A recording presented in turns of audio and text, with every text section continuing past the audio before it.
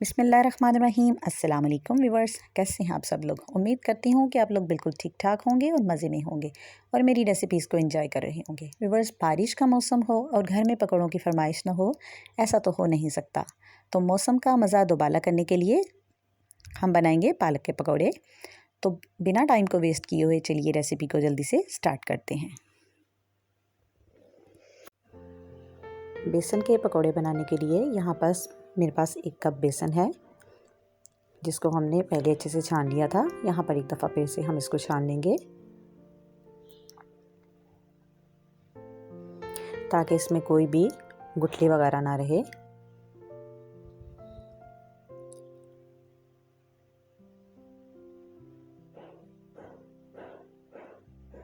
अब यहाँ पर मेरे पास 2 मीडियम साइज़ के आलू थे, जिनको मैंने यूँ ब्रीक स्लाइसिस के अंदर, जैसे फ्राइज़ की जो आलू की कटिंग करते हैं वैसे ही ब्रीक साइज़ में कट करके मैंने इनको अच्छे से वॉश करके इसके अंदर शामिल किया है। ये पालक थी मेरे पास और इसको भी मैंने काट के इसको अच्छे से धो लिया है, वो भी इसके अंदर शामिल करेंगे। यहाँ पर मेरे पास 2 से 3 सब्ज़ मिर्चें थी बारीक कटी हुई, वो भी इसके अंदर शामिल करेंगे। और स्पाइसेस के अंदर मेरे पास 1 टेबलस्पून नमक, 1 टेबलस्पून कुटी हुई लाल मिर्च, 1 टेबलस्पून खुश्क धनिया पाउडर और 1/2 टीस्पून अजवाइन है। सबको इसके अंदर शामिल करेंगे और अच्छे से मिक्स करेंगे। और थोड़ा थोड़ा करके इसके अंदर हम पानी शामिल करेंगे और इसको हम जो है वो मिक्स करते जाएंगे। पानी हम इसके अंदर ज़्यादा शामिल नहीं करेंगे क्योंकि आलू और पालक जो है वो भी अपना पानी रिलीज़ करेंगे, तो बैटर जो है वो हमारा ज़्यादा पतला हो जाएगा। अब इसको हम हाथ से अच्छे से मिक्स करेंगे ताकि सारा बेसन और जो सारे स्पाइसेस हैं वो अच्छे से मिक्स हो सकें।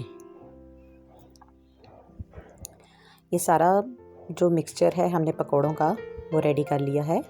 अब इस मिक्सचर को 10 से 15 मिनट के लिए हम स्टे दे देंगे। 15 मिनट स्टे के बाद आप देख सकते हैं कि जो बैटर हमने मिक्स किया था उसके अंदर जो है वो पालक और आलूओं ने अपना पानी जो है वो रिलीज़ किया है।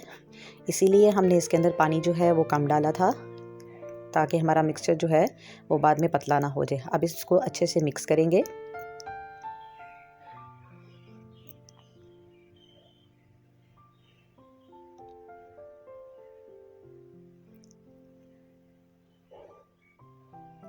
अब एक कढ़ाई के अंदर ऑयल ले लेंगे और उसको गर्म होने देंगे।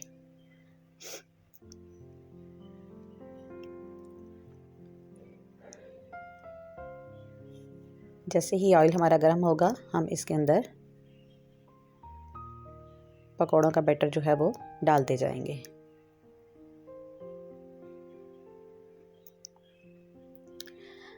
फ्लेम हमारा मीडियम रहेगा। हम मीडियम फ्लेम के ऊपर ही पकौड़ों को फ्राई करेंगे।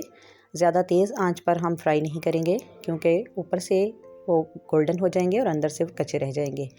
हम 1 बाय 1 करके सारे जो बैटर को है वो डालते जाएंगे। कढ़ाई के अंदर जितने इजीली पकोड़े जो हैं वो आ सकेंगे हम उतने ही डालेंगे और इनको फ्राई होने देंगे। पहले एक साइड को हम फ्राई होने देंगे, चम्मच वगैरह इसमें बिल्कुल भी नहीं हिलाएंगे। जैसे ही पकोड़े जो हैं वो फ्राई होके लाइट वेट होंगे वो खुद ही ऑयल के ऊपर आ जाएंगे। आप देख सकते हैं। अब इसको एहतियात के साथ इनकी साइड को चेंज करेंगे। आप देख लें एक साइड पे कितना खूबसूरत जो है वो कलर आ चुका है। इसी तरह से दूसरी साइड को भी हम कुक करेंगे।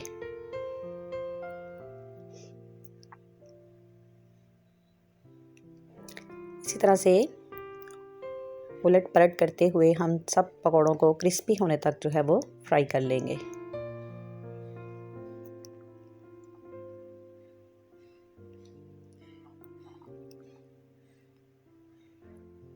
पकौड़े हमारे अच्छे से जो हैं वो फ्राई हो चुके हैं और क्रिस्पी हो चुके हैं। अब हम इनको निकाल लेते हैं और इसी तरह से मैं बाकी सारे पकौड़ों को भी फ्राई कर लूँगी। तो लीजिए व्यूअर्स, गर्मा गर्म मज़ेदार और क्रिस्पी पकौड़े जो हैं वो बनकर तैयार हैं। बहुत ही जो हैं वो खस्ता पकौड़े तैयार हुए हैं। आप इसको केचप के साथ सर्व कीजिए या वैसे ही खाइए। ये बहुत ही मज़े के पकौड़े जो हैं बनते हैं, बच्चों और बड़ों सभी की पसंद है ये। आप देख सकते हैं कि कलर जो है माशाल्लाह कितना खूबसूरत आया है। और एक पकौड़ा यहाँ पर मैं आपको तोड़कर भी दिखाती हूँ। अब देखें कितना क्रिस्पी, अंदर से उतना ही सॉफ्ट और ऊपर से क्रिस्पी पकौड़ा जो है वो बनकर तैयार हुआ है। तो अभी तक अगर आप लोगों ने मेरे चैनल को सब्सक्राइब नहीं किया तो प्लीज़ सब्सक्राइब कर दीजिए, और अगर आपको हमारी वीडियोस अच्छी लगे तो अपने फ्रेंड्स और फैमिली के साथ शेयर ज़रूर कीजिए। और आपको हमारी वीडियो कैसी लगी हमें कमेंट बॉक्स में ज़रूर बताइएगा।